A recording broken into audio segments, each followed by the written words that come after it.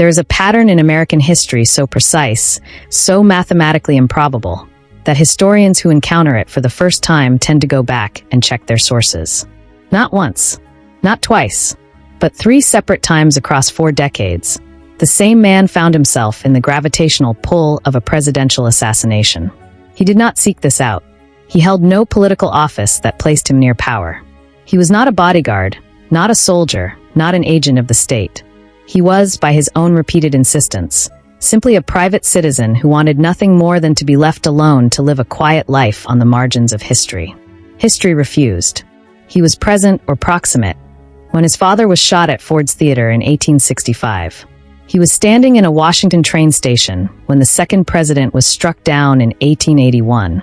He was in the crowd at the Pan American Exposition in Buffalo in 1901 when the third fell.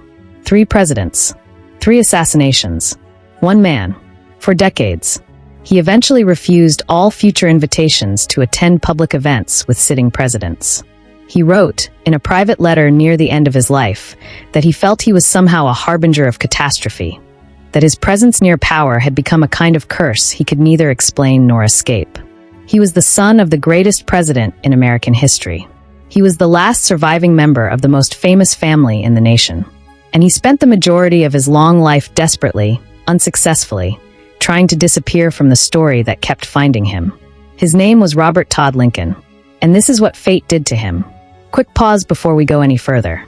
Documentaries like this take obsessive research to build. No studio, no network, just a genuine commitment to stories that actually deserve to be told. We are pushing for 1,000 subscribers by the end of this month, and we are close, but not there yet. If this story already has you, hit subscribe. Be one of the originals, the ones who were here before this channel took off. 1 click. That is all it takes. And drop a comment below. Tell me where in the world you are watching from. I read every single one. We're almost there. Let's finish this together. Now back to Robert. Chapter 1. The night everything became permanent. Robert Todd Lincoln was born on August 1st, 1843, the first child of Abraham and Mary Todd Lincoln, in a modest house in Springfield, Illinois. It was not a wealthy beginning, but it was a stable one. His father was a lawyer of growing reputation. His mother was sharp, socially ambitious, and devoted to her children in the particular, consuming way of women who had experienced early loss themselves. He was not an easy child to know. Where his father was warm, expansive, magnetically social, Robert was reserved, formal in a way that people sometimes mistook for coldness. He was precise, careful. He held himself at a slight remove from the world, as though he had decided early that intimacy was a liability. He had 3 younger brothers. All 3 died before reaching adulthood. Edward died at 3. William, Willie, the one Abraham Lincoln loved with a grief so open it alarmed his cabinet, died at 11 in the White House in 1862, while a war raged outside and his father could barely function from the weight of it. Thomas, called Tad, survived the presidency but died at 18. Robert outlived all of them. That fact alone, outliving every sibling, watching his parents bury child after child in the years when grief should still have been an abstraction, would have been enough darkness for one lifetime. It was only the foundation of what was coming. He went to preparatory school in New Hampshire at 16. His father became president that same year. He went to Harvard. The Civil War began. He later said he had perhaps 10 minutes of genuine private conversation with his father during the entire presidency, a man whose attention belonged, by historical necessity, to 4 million enslaved people and 600,000 dead soldiers. Robert existed on the periphery of the most consequential years in American history, close enough to feel the heat, too far to be warmed by it. He graduated in 1864. He joined the Union Army, assigned to the staff of Ulysses Grant, a position his mother had lobbied for because it kept him away from combat. He was present at Appomattox when Lee surrendered. He had survived the war intact, physically at least, and something in him briefly allowed itself to relax. His father invited him to attend the theater on the evening of April 14th, 1865. Robert declined. He said he was tired. He went to bed early in the White House while his parents rode to Ford's Theater without him. He was awakened shortly after 10 o'clock that night and told that his father had been shot. He arrived at the Peterson House, the boarding house across from the theater where Abraham Lincoln lay dying, and stood in a back room while his mother's screaming filled the building and his father's breathing slowed across the course of the night. He was 21 years old. He stood there for 7 hours. He watched his father die. He never fully spoke about that night for the rest of his life. He had survived the war. He had survived the losses of 3 brothers. He had survived the consuming absence of a father who belonged to history before he belonged to his family. And now this. Robert Todd Lincoln was 21 years old and already carrying more than most people carry in an entire lifetime. What he could not know, what no one could have told him, was that the pattern had only just begun. Chapter 2. The burden of being a monument to a dead man. In the years following the assassination, Robert Todd Lincoln did something that surprised people who expected grief to produce reclusion. He built a career. He studied law. He established a practice in Chicago. He married Mary Harlan, the daughter of a senator, in 1868, and they had 3 children. He became successful, genuinely, substantially successful, on his own terms, through his own competence, in a city that was rebuilding itself from ash with the same furious energy that defined the era. By the late 1870s, he was one of the most respected corporate lawyers in the country. None of it was ever quite his own. He was acutely aware, from the moment his father died, of what his name meant to other people. He could feel it in every room he entered. The slight recalibration, the shift in posture, the way conversations changed when someone realized who he was. He was not Robert Lincoln, lawyer. He was the son, the surviving son, the living relic of the martyred president. People looked at his face for traces of the man on the penny, and Robert found, over the years, that the most effective response was to give them nothing. To become more formal, more controlled, more deliberately unremarkable, as though he could reduce himself to a size small enough to escape the shadow. He detested the feeling of being a symbol rather than a person. He said as much to close friends, rarely and carefully, in the measured language of a man who had learned that anything he said could end up in a newspaper. His mother did not make this easier. Mary Todd Lincoln spent the years after the assassination in a state of psychological suffering so acute and so publicly visible that Robert spent considerable energy managing her reputation and her safety. In 1875, believing she had become a danger to herself, he initiated legal proceedings to have her declared legally insane. She was briefly institutionalized. She never fully forgave him. Their relationship, already complicated by the particular coldness that had always characterized Robert's emotional register, fractured into something polite and permanent and sad. His own son, Abraham Lincoln, too, called Jack, as though the family was trying to outrun the weight of the original name, was brilliant, warm. Everything Robert was not in terms of easy social grace. Robert allowed himself, privately, to love the boy in the unguarded way he had never quite allowed with anyone else. Jack died of blood poisoning in 1890. He was 16 years old. Robert Lincoln had now outlived his father, his 3 brothers, and his only son. He was 46. He had been appointed Secretary of War under President Garfield and President Arthur. He had been considered, repeatedly, as a presidential candidate himself, a prospect he found somewhere between absurd and horrifying. He wanted none of it. What he wanted, and could not have, was to simply be a private man. He had spent 20 years building distance between himself and the catastrophe of 1865. He had constructed a life, a career, a careful emotional architecture designed to keep history at arm's length. And then, on a Saturday morning in July of 1881, he walked into a Washington train station, and history found him again, with a precision that felt less like coincidence and more like something that had been arranged. Chapter 3. When Fate Stops Feeling Random. Before we reach the second assassination, there is a moment from years earlier that historians mention almost as a footnote, a quiet, strange coincidence that, in retrospect, feels like the universe establishing its terms. In 1863, Robert Todd Lincoln was standing on a train platform in Jersey City, New Jersey. The platform was crowded. He lost his footing and fell into the gap between the platform and a moving train car. A hand reached down and pulled him back to safety. He looked up to identify his rescuer. It was Edwin Booth, the most celebrated actor in America, the brother of John Wilkes Booth, the man who, less than 2 years later, would shoot Abraham Lincoln in the back of the head at Ford's Theater. The brother of his father's killer saved Robert Lincoln's life. He carried that knowledge for the remaining 60 years of his life and never quite knew what to do with it. On July 2, 1881, Robert Lincoln was serving as Secretary of War under President James Garfield. He arrived at the Baltimore and Potomac Railroad Station in Washington, D.C. to accompany the president, who was departing for a vacation. As they moved through the station, a man named Charles Guiteau stepped forward and shot President Garfield twice. Robert Lincoln was there, standing close enough to witness it. Close enough that the event would reconstruct, in perfect and terrible detail, the night 16 years earlier when he had stood in a different building while another president's life drained away. Garfield did not die immediately.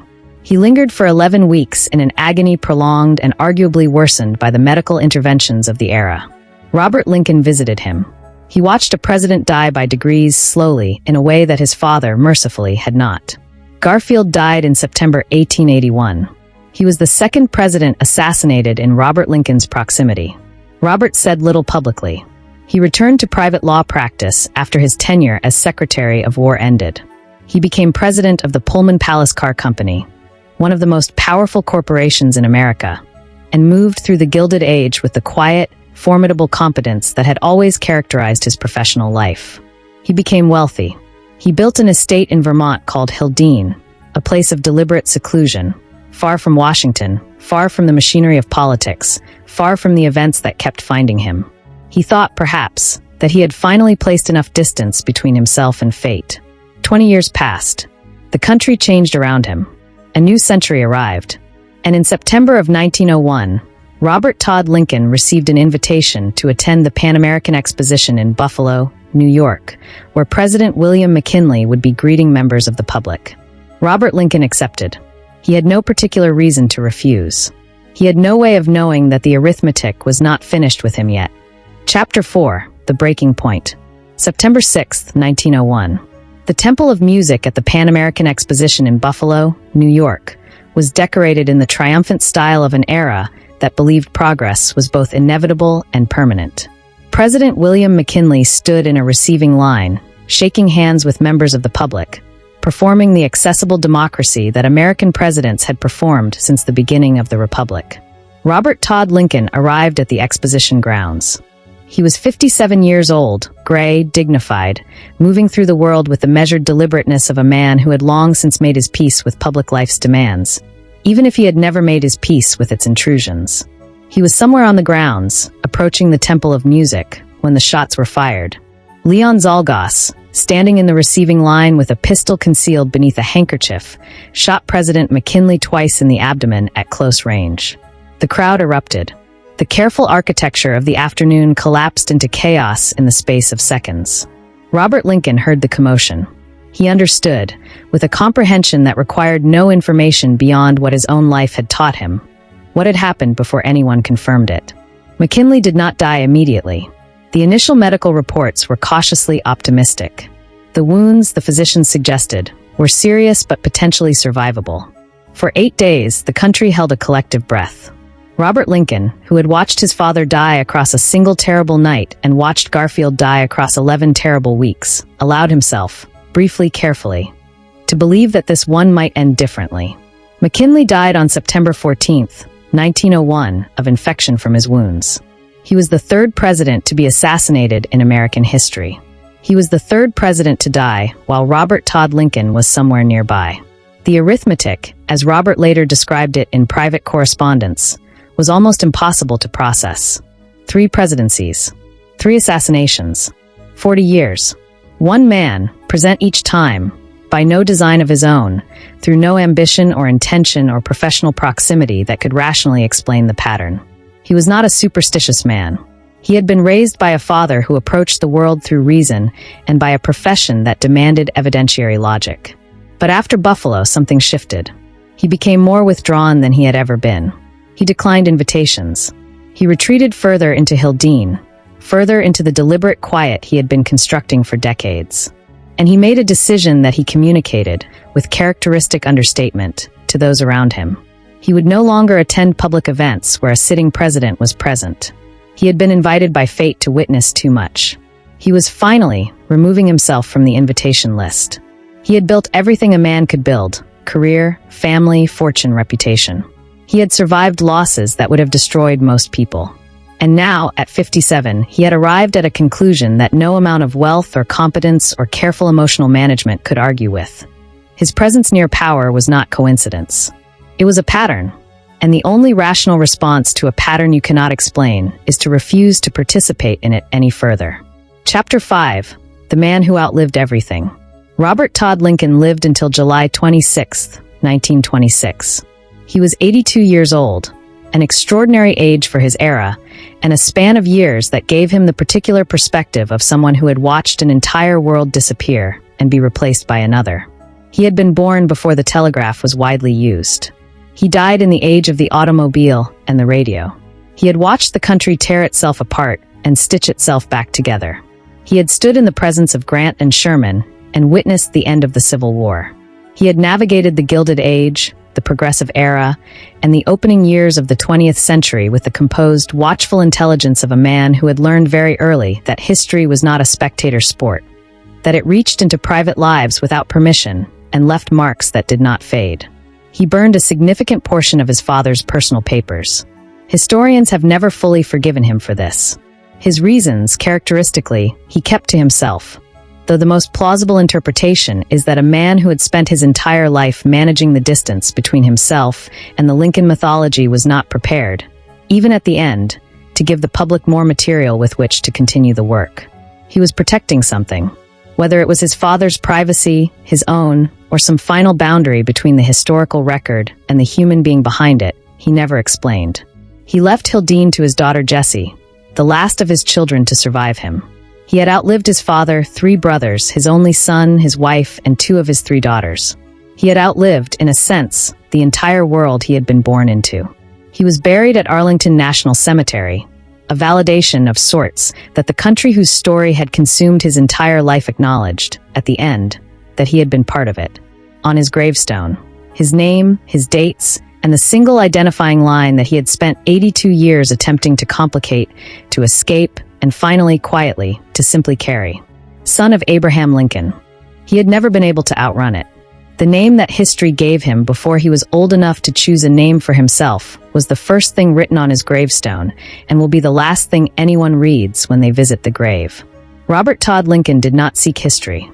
He did not court proximity to power or tragedy or the enormous, grinding machinery of national catastrophe.